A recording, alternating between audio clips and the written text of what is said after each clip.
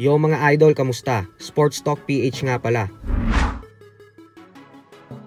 Ang pahayag ni Amir Khan, pag-usapan natin yan mga idol. Ngunit bago ang lahat ay huwag kakalimutang mag-subscribe at i-click ang notification bell button for more sports talk. So alam nga po nating lahat na ang former undefeated 5-division world champion Floyd Mayweather Jr. ay ang pinakamayamang boksingero sa buong kasaysayan ng boxing. Bagay na madalas ipagmayabang at ipagmalaki ni Mayweather. Dahilan kung bakit sang-ayon ang karamihan na si Mayweather daw ang pinakamagaling na negosyante sa sports ng suntukan. Subalit kahapon nga lamang po ay nagulat ang lahat matapos sabihin ng British boxing legend Amir Khan na alam niya daw na naghihirap na ngayon si Mayweather at nauubos na ang pera nito.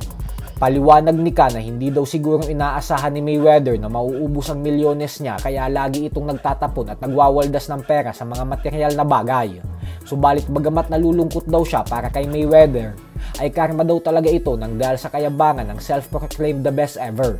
Bukod dyan ay hindi na din daw siya magugulat kung makita natin na muling sumampa sa ibabaw ng lona si Floyd at magsagawa ng 2 hanggang 3 exhibition fights upang makabangon ulit ito at magkaroon ng salapi.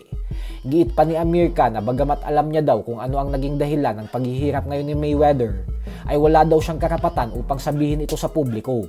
Basta may kinalaman daw ito sa pagkakaaresto ni Floyd sa Dubai nitong nakalipas na taon lamang.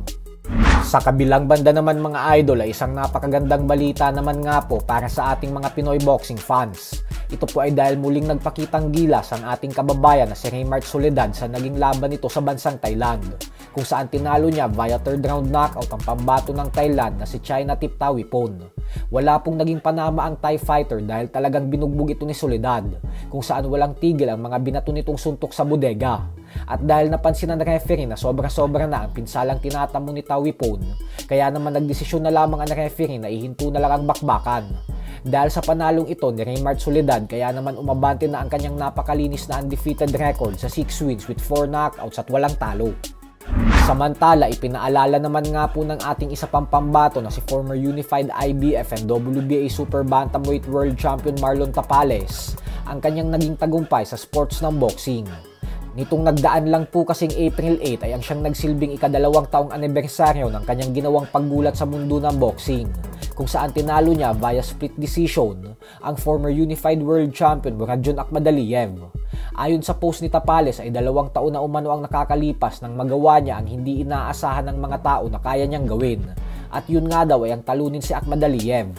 Paliwanag ni Tapales na ang laban daw na yun ay ang siyang nagbago sa buhay niya at ng kanyang pamilya.